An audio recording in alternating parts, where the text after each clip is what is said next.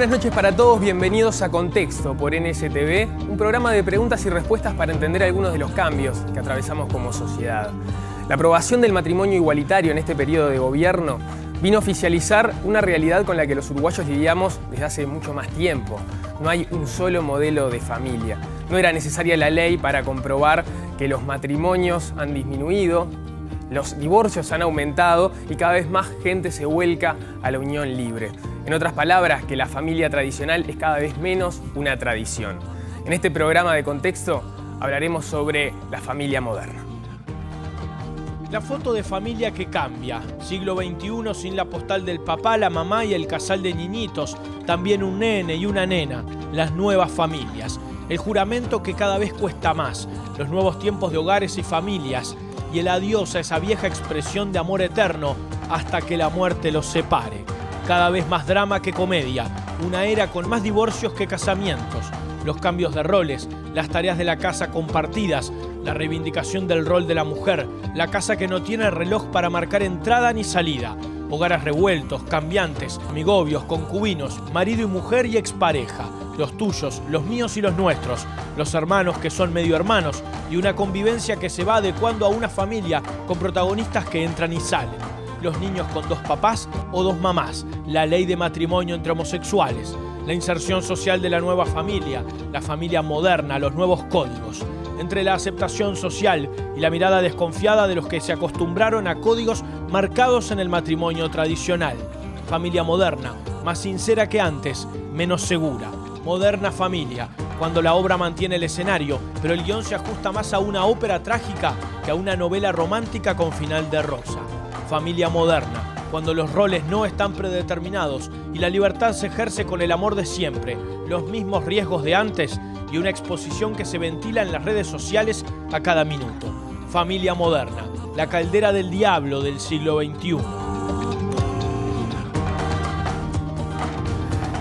Esta noche para hablar de este tema nos acompaña la doctora Clara Fasler, psicoterapeuta especializada en temas de familia, experta en temas de género, familia y políticas sociales y coordinadora de la red de género y familia y de la red Pro Sistema de Cuidados. Buenas noches, muchísimas gracias por acompañarnos. En la introducción, para alguien que no sabe el tema, lanzaba como una afirmación un poco temeraria que usted me podrá corregir en este momento, ¿no? La familia tradicional ya no es una tradición. ¿Esto es así o exageré un poco? Ni tanto ni tampoco, ¿no? Las cifras muestran que aproximadamente un tercio de los hogares están conformados por parejas con hijos en el esquema más bien tradicional, por lo menos desde el punto de vista de su composición. El resto de los hogares son diversos, ¿no? Y allí tenemos diferentes formas de armar pareja, formas de conformar la familia y diferentes formas de funcionamiento, ¿no?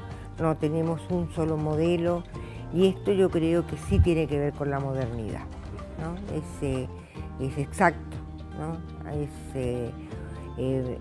Además es muy importante tenerlo en cuenta desde el punto de vista de las políticas sociales, porque en el imaginario social, a pesar de que la realidad muestre estos cambios, todavía sigue persistiendo la idea de que la familia normal, comillas, tiene que ser mamá, papá y dos niñitos. El perro a lo sumo. El perro a lo sumo, gato quizás, pero creo que es importantísimo, ¿no es cierto?, como asumir de que esta es una realidad que llegó para quedarse, que seguramente va a seguir experimentando modificaciones y cambios, y que nuestro imaginario tiene que cambiar, y por lo tanto también tiene que cambiar las cosas que la sociedad hace para que estas familias puedan cumplir con sus tareas y funciones, que son fundamentalmente las tareas de crianza. Bien, ya entraremos en ese tema. Si armamos una historia de la familia uruguaya, ¿qué mojones de cambio importantes podemos citar? Porque hablábamos de determinados momentos donde empieza a caer los casamientos, donde empiezan a aumentar los divorcios, etc. Ahora tenemos, seguramente el matrimonio igualitario sea un mojón importante cuando lo miremos a nivel histórico. Pero bueno, ¿qué mojones podemos citar a lo largo del tiempo para referirnos a esa historia de la familia uruguaya? Creo de que si tomamos como punto de partida, ¿no?, los 50, para no remontarnos a la historia lejana, creo que el patrón de familia era la familia mononuclear, es decir, era la familia nuclear, ¿no? Padre, madre e hijos, ¿tá? En una unión matrimonial, por lo menos deseable, ¿no? Y en un vínculo que teóricamente duraba toda la vida, ¿no? Esta estructura familiar, ¿no es cierto?, se acompañaba de una forma de funcionamiento, que era un señor que proveía los recursos a la familia, ¿no? Era el que trabajaba y era de alguna manera monopolizaba los vínculos con el exterior, trabajo, política, participación social, etcétera, etcétera. Y una señora que se quedaba en su casa atendiendo a su marido, a las tareas de casa y al cuidado de los niños. Bien. ¿No? Esto ha ido cambiando, ¿no? Y yo creo que a partir de los 70 más o menos empezamos a poder señalar, ¿no es cierto?, transformaciones muy importantes, tanto en la forma de armarse la familia, en su perdurabilidad y en sus formas de funcionamiento interno. Y quizás también en su forma de desarmarse, digo porque una de las hipótesis que me surgen es, bueno, a partir de los 50 también empieza a darse la liberación femenina, quizás a partir de los 60 empiezan a conquistar el mundo del trabajo, y esto sí puede tener que ver también con la posibilidad de ir hacia una situación de divorcio que antes estaba impedida por temas económicos. Ese es uno de los yo creo que de los factores importantes, no es el único, ¿no? ¿Qué otros factores hay en ese aumento de los divorcios? Es decir, yo creo que que las mujeres tengan una posibilidad de tener una autonomía económica es un factor fundamental, ¿no? Pero no alcanza como para entender, ¿no?, este enorme movimiento, yo diría, como de aumento de las libertades individuales, tanto de los hombres como de las mujeres, ¿no? Creo de que hay como un mayor énfasis, una mayor valoración de las satisfacciones personales y de los desarrollos individuales, ¿no?, que esto tiene que ver también con la modernidad, ¿no? Este es lo que llamamos individuación, es decir, cada cual trata de perseguir no solamente el confort de los grupos en los cuales pertenece, sino que fundamentalmente tiene como objetivo su propio desarrollo, el alcanzar sus propias metas, y eso también contribuye, ¿no es cierto?, a que los vínculos grupales, ¿no?, llámese familia, trabajo, etcétera, etcétera, sean mucho más laxos y mucho más frágiles, ¿no? ¿Qué noción de números, si podemos citar ahí, actualmente en relación a los divorcios en el país? Mira, dicen más o menos que de 2 matrimonios un divorcio. 2 matrimonios un divorcio. ¿No? Yo no sé si esa cifra es exacta o no, pero sí que es una tendencia que va en aumento y probablemente eso va a seguir siendo así, ¿no? No solamente en el Uruguay, sino que en todo el mundo desarrollado, ¿no? ¿Cuánto ha cambiado la mirada de la sociedad en su conjunto hacia la persona que se divorcia? Porque al principio era una cuestión complicada desde el punto de vista social. La respuesta no es fácil porque no es monolítica, ¿no? Yo creo de que entre la realidad y los juicios éticos hay un gap, hay una brecha. En el sentido de que es muy frecuente, ¿no?, pero muy frecuente hoy, ¿no es cierto?, de que en una clase un porcentaje muy importante de estos niños que participan como alumnos sean hijos de padres divorciados. Sin embargo, desde la perspectiva del colectivo docente, ¿no?, generalmente se hace como una asimilación entre hijos de padres divorciados y niños con problemas. Y eso es la verdad que no es así. No hay ninguna relación No, yo no digo que no haya ninguna relación. Bien. ¿no? Pero no es una relación mecánica ni unívoca, de manera de que pueden haber niños que pertenecen a familias con papá y mamá con muchos problemas y niños que pertenecen a familias de padres divorciados con muchos problemas.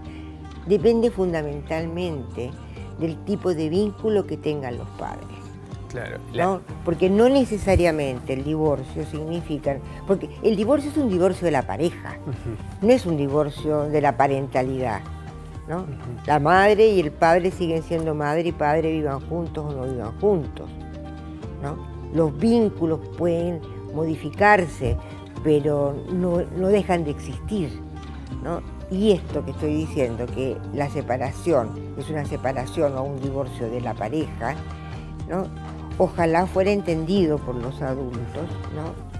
Y fuera entendido por los chicos que necesitan saber que mamá y papá siguen siendo mamá y papá, ¿no? Entonces, por eso digo, si se logra mantener una relación como padres relativamente armónica, los niños no tienen por qué tener problemas, ¿no?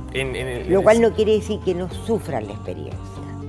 Claro, ¿no? pero mi pregunta apunta en el sentido justamente de que hay ya una tradición, o hace ya algunas décadas que los divorcios están ocurriendo, por lo menos un par de décadas que son frecuentes. Eso no ayuda a generar experiencias para que los padres tengan mejores estrategias para sobrellevar esa situación con respecto a los hijos, y para los hijos también no verse como tan únicos en esa situación, porque de repente hay un montón de compañeros que también están en ese contexto. Desde el punto de vista del grupo de pares, de los compañeros, creo que es una situación que está más normalizada, ¿no? Somos muchos que estamos en esta historia. Ahora, desde el punto de vista de la vivencia de los niños, va a depender mucho de cómo se tramite el divorcio y cómo se tramite las nuevas maneras de relacionarse madre, padre e hijo, ¿no? La máxima "se quedan con la madre" sigue siendo la regla. Sigue siendo la regla, ¿no? No siempre la mejor regla, pero sigue siendo la regla. ¿Ah? Perfecto. Tenemos que hacer el primer corte del programa. Antes, le invito a mirar algunas de las preguntas que se hacía a la gente en la calle a propósito de este tema. Perfecto. ¿Qué ejemplo van a dar a sus hijos? Ahí un sociólogo o un antropólogo tendría que ver cómo se estructuraba la familia antes y qué cambios hay ahora. Si puede prever esta evolución, vuelve a ser, porque en realidad tiene cosas buenas y cosas no tanto. ¿Qué está pasando? Porque antes no se veía, o siempre hubo y nunca se vio, y ahora está todo más a la luz del día. ¿Cómo se arregla esto? Porque cada vez va empeorando, cada vez la gente va empeorando, y creo que lo de beneficiado, no sé dónde vamos a terminar, ¿no? ¿Y qué me va a tocar a mí? No sé, yo qué sé.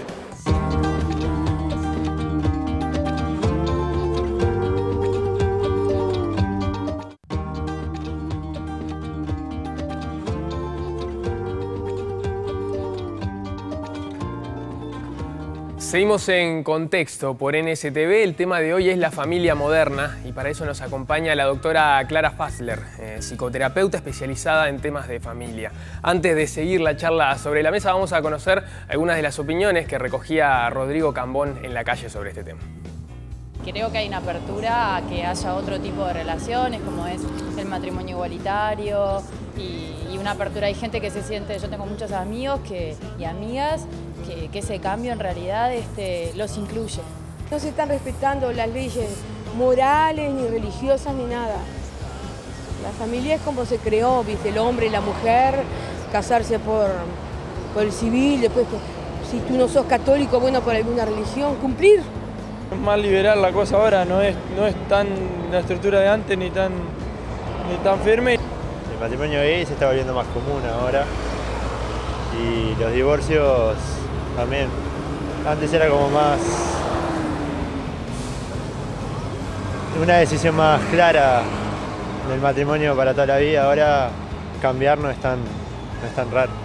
Y hay cosas que están mal. La estructura familiar es como que no es como antes, que yo qué sé, hay cosas que no se respetan, no hay valores a veces familiares. En general, menos compromiso con la cosa familiar, relaciones más informales, no sé, eso es lo que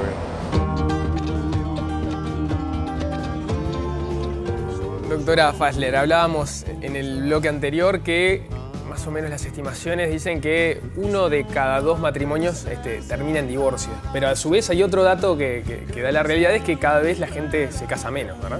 Es verdad. ¿Qué números en ese descenso se pueden marcar?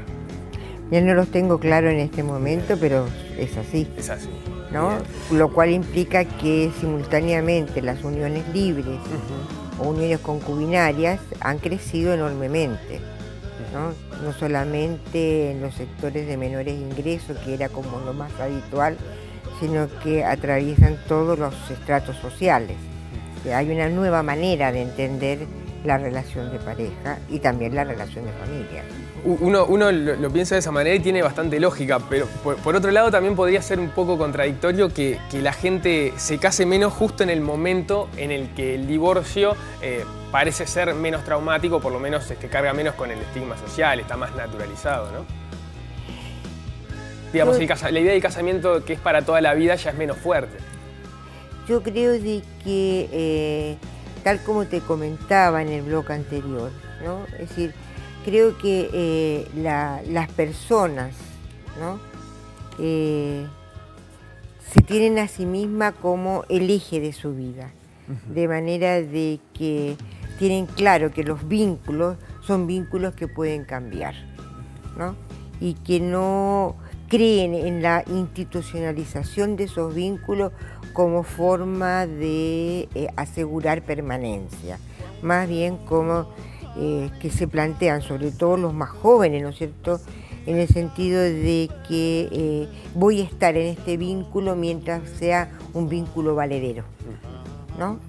Con unas cosas de tratar de romper con relaciones más bien establecidas desde el compromiso legal y no desde el compromiso afectivo, ¿no?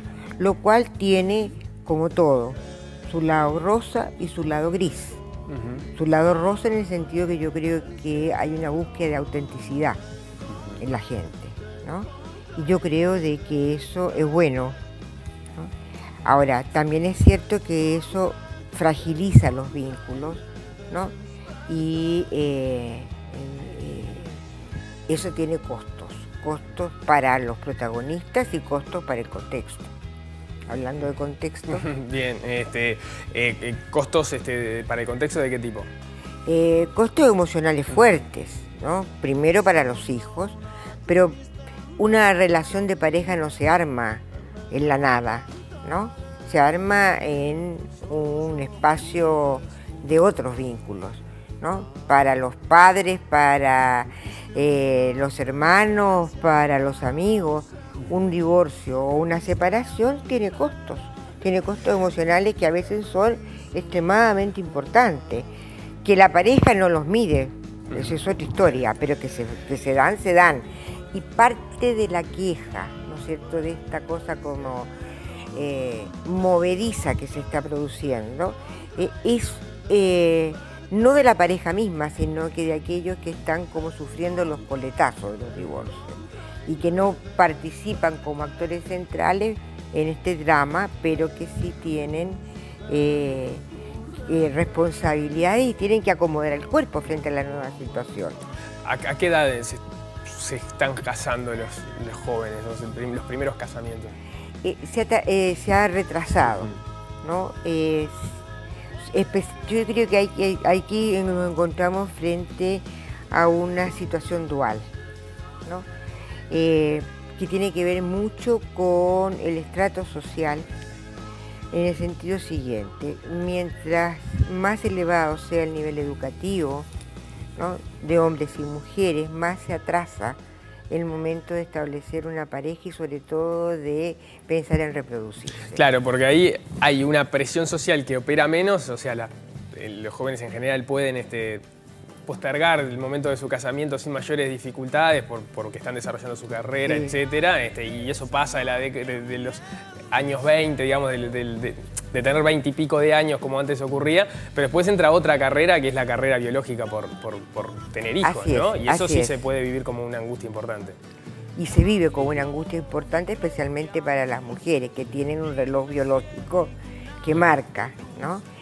Y para terminar la idea, tenés el otro sector de población, en general poblaciones que tienen menores niveles educativos, menores ingresos también, donde lo que se observa es como un comienzo de las parejas muy temprano, sobre todo de la maternidad muy temprana, ¿no? Aunque ha descendido de todas maneras.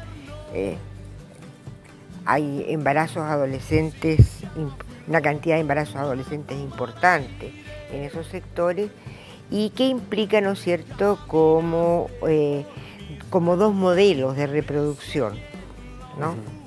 Distintos y con efectos sobre las personas y sobre la sociedad también distintos. Porque por un lado, vos decías, ¿no es cierto?, las parejas que empiezan a reproducirse tarde tienen el problema del reloj biológico, y es verdad, ¿no? Pero las parejas que empiezan muy temprano, ¿no?, si eso es muy temprano, los embarazos que se producen en adolescentes tienen un riesgo más alto, pero además tienes la posibilidad cierta de que, sobre todo si son mujeres, ¿no?, sus posibilidades de desarrollo personal se ven terriblemente coartadas. Entonces, hay dos modelos que tienen cada uno sus pros y sus contras, pero que hay que conocerlos porque las políticas sociales tienen que atender a estas dos formas de darse la reproducción en nuestra sociedad. ¿Y qué tan frecuentes son los casos de parejas que deciden que su planificación familiar sea justamente no tener hijos? No lo sé, exactamente no lo sé. Sé que hay estudios que muestran, ¿no es cierto?, por una parte, gente que plantea con claridad que ha tenido más hijos de los que quiere, pero también una de las cosas, yo diría, relativamente novedosas, es que hay un sector, especialmente sectores medios, ¿no?, de hombres y mujeres, especialmente de mujeres, que plantean que hubieran querido tener más hijos si hubieran tenido las condiciones para poder hacerlo. Condiciones para la crianza, que en nuestra sociedad son bastante difíciles y cuestionables porque no hay demasiadas alternativas de servicios ni públicos y los privados que hay son caros. Entonces la gente va como restringiendo la cantidad de hijos en función del bolsillo, ¿no? De manera de que por eso que es tan importante tener una visión de conjunto, porque en esta transición tenemos situaciones extraordinariamente distintas y una misma política ya no necesariamente da satisfacción a estas distintas necesidades. Hacemos una nueva pausa y enseguida volvemos con más de Contexto por NSTV.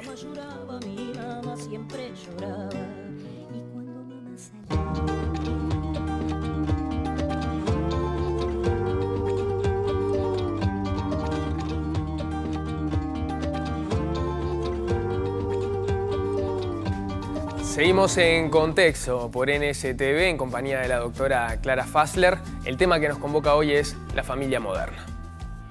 Quiero saber si pasan a buscarme, si voy allá o espero acá. Si ahora voy o ustedes me llaman, si vienen ya o van a tardar. La familia tradicional, como a veces tenemos el concepto, está desapareciendo.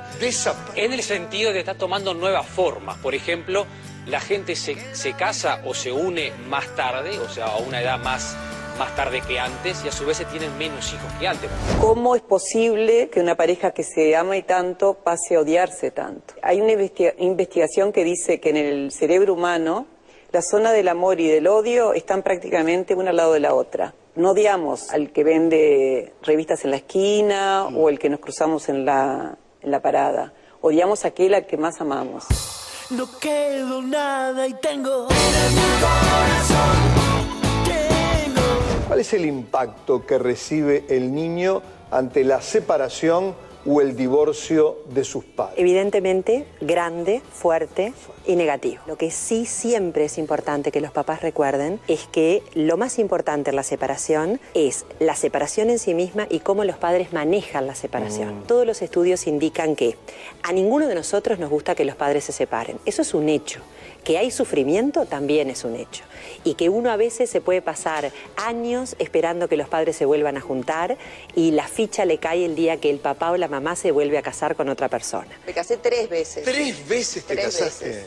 La primera vez no tuve hijos, la segunda vez tuve una niña adorada, Juana, de 9 años, y hoy estoy felizmente casada. Y tenés un bebé divino, Tengo me un bebé dijeron. Divino de 11 meses, y mi marido tiene un hijo también de 9 años, igual que mi hija Juana.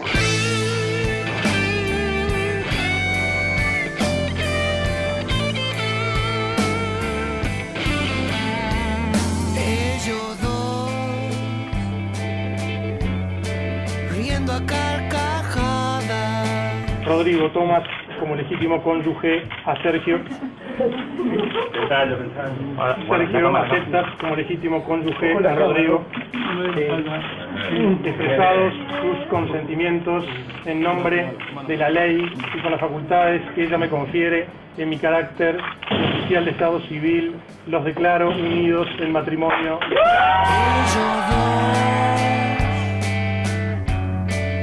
Le ganaron al mundo. El matrimonio es la unión entre hombre y mujer que nuestro código ha reflejado siguiendo la tradición de Occidente. Algunos han dicho, pero si ya las personas del mismo género cohabitan, ¿cuál es el problema? La sociedad ha avanzado.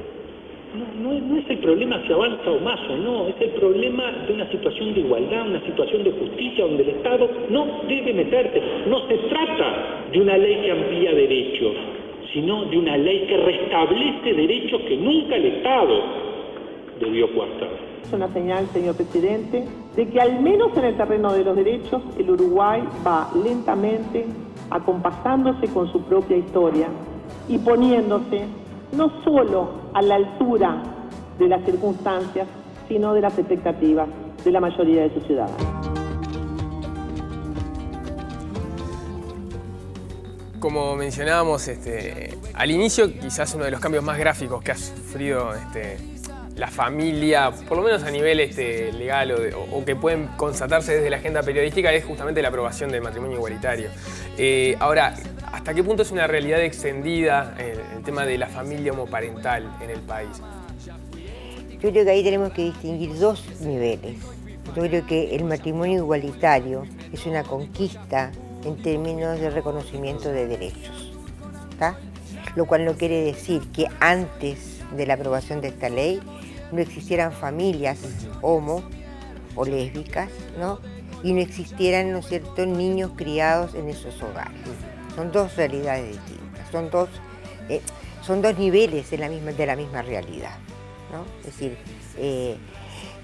lo que genera la posibilidad de un matrimonio igualitario es cómo hacer evidente, visibilizar este tipo de uniones y de alguna manera también legitimarlas, ¿tá?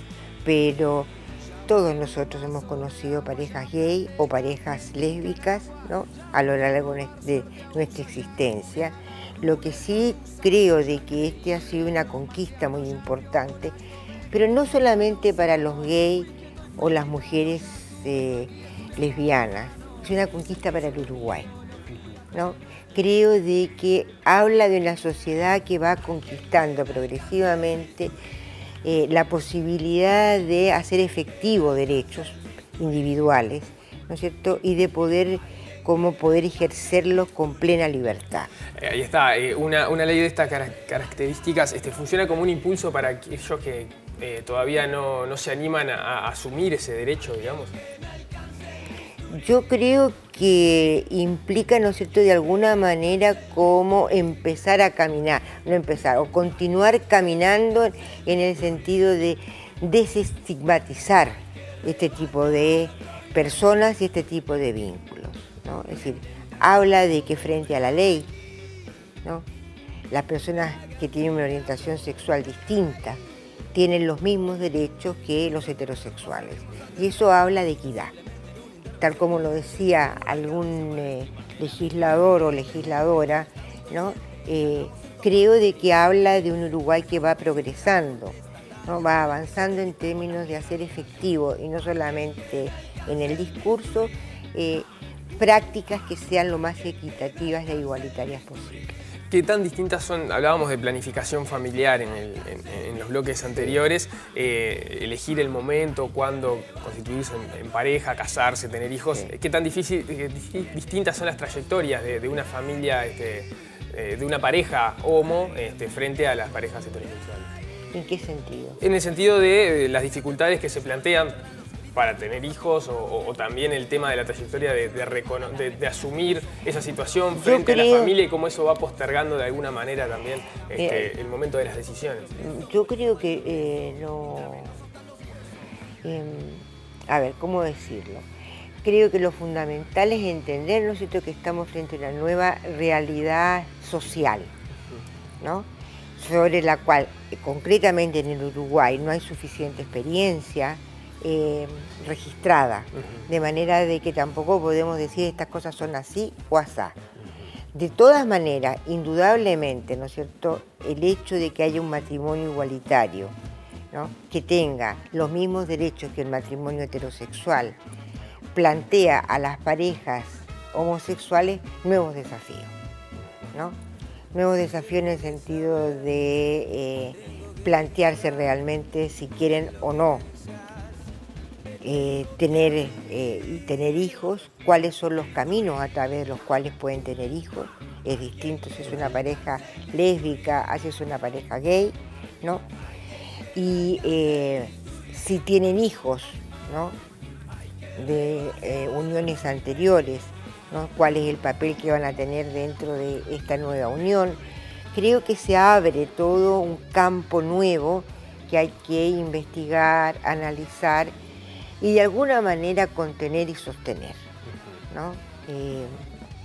Así como durante muchos años, ¿no es cierto?, la figura del divorcio era extraordinariamente temida, creo de que también hoy, ¿no es cierto?, sobre todo lo que tiene que ver con la crianza, ¿no?, de niños en contextos homo o lésbicos, genera como muchas interrogantes en la población en su conjunto, a pesar de que existen en otros países, especialmente en los países desarrollados, en que esto lo han venido haciendo hace tiempo, como bastante información en el sentido de que los comportamientos y el desarrollo de los chicos en estas uniones es absolutamente igual que la pareja heterosexual, ¿no? Perfecto. Doctora Fassler, le agradezco mucho estos minutos esta noche aquí en Contexto. Muchísimas gracias por la invitación, y yo creo que es muy importante un programa como este, porque la vida es cambio, ¿no?, y no podemos detener estos cambios. Lo que podemos hacer es aceptarlos y acompañarlos. Muchas gracias. Muchas gracias. Ustedes no se vayan porque todavía queda un bloque más de Contexto.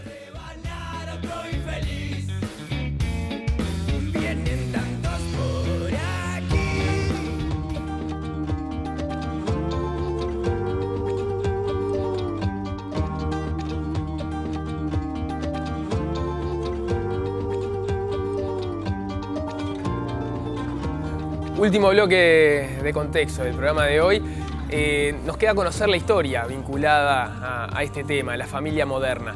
Y en este caso creo que los conocen bien. Son Rodrigo y Sergio, una pareja bien conocida por todos porque fue la que madrugó y llegó primero al registro civil cuando entró en vigencia la ley de matrimonio igualitario. Horacio Baroli estuvo conversando con ellos y nos contaron su historia. Nosotros hace casi 15 años que vivimos juntos. Y como nosotros hay otras parejas que ya conviven y convivían antes de casarse. Y o sea que lo que está buenísimo es que exista ahora este marco legal, digamos, y como la figura civil que por un tema no solamente de oficializar, sino por un tema de derechos y responsabilidades y protección de uno al otro como cualquier otra pareja, ¿no? Yo no diría que marca un hito, pero sí creo que con la cantidad de mediatización que hubo, ayuda a una naturalización del tema y que sea más cómodo, capaz que para la interna, para las familias que ya son homoparentales o alternativas de alguna manera. En mi carácter de oficial de Estado Civil, los declaro unidos en matrimonio. Nos conocimos en una fiesta, en una noche de la nostalgia, una fiesta del 24 de agosto. Nada, en un boliche, así, un encuentro casual. Y nunca más nos separamos. Si bien todo el tiempo el apoyo familiar estuvo y tal, hubo una primera etapa, digamos, que era esa cuestión, sobre todo en la convivencia, ¿no? Cuando entramos a vivir juntos, donde obviamente ahí el entorno familiar también está involucrado, porque ven las instancias familiares y los cumpleaños y los domingos y Navidad y toda esa cuestión. La verdad verdadera es que para nosotros, si bien al principio teníamos más pudor nosotros que lo que pasó después con la familia. Yo recuerdo perfectamente que el día que conocí a los padres de él, no fue una instancia armada, sino que fue una situación que se dio naturalmente, que yo estaba en la casa de él en ese momento y llegaron los padres y no estaba previsto que llegaran y yo estaba adentro y fue, hola, ¿qué tal? Yo soy Sergio, hola, hola, y pasó y ya fue, ¿no? Y habíamos estado meses pensando ahí cómo hacemos y qué craneamos y cómo... Y la verdad que fue mucho más natural. Me parece que lo que sucede con la vida cotidiana es lo que puede suceder con cualquier pareja, donde en el caso nuestro no es que uno se ocupa de una cosa y otro de otro, en medio que nos vamos como compartiendo o turnando. Depende, hay cosas que no nos gusta hacer a ninguno de los dos. Creo que en nuestra fantasía pensábamos que después de casarnos íbamos a pasar de tener una casa de 2 hombres solteros a tener una casa de 2 hombres casados, pero no pasó.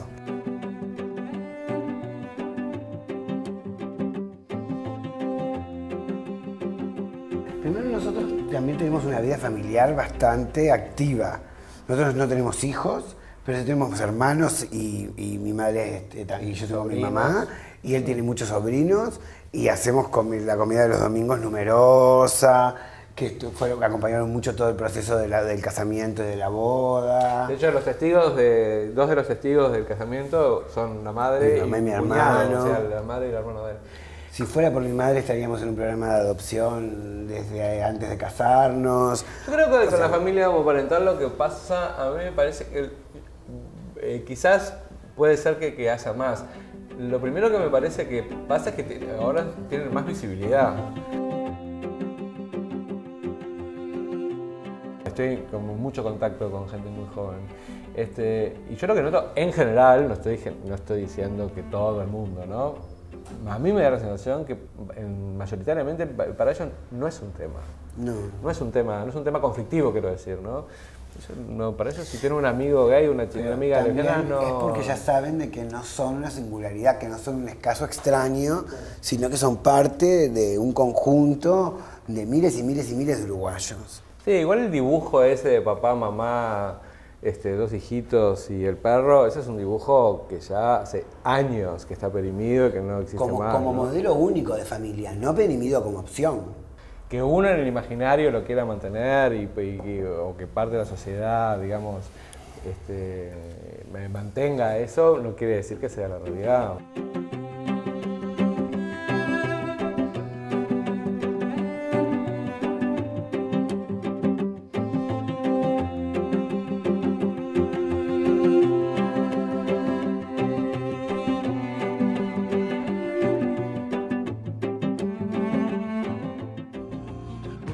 Hasta acá las respuestas de esta noche y hasta acá las respuestas que pudimos dar en este ciclo de Contexto 2013.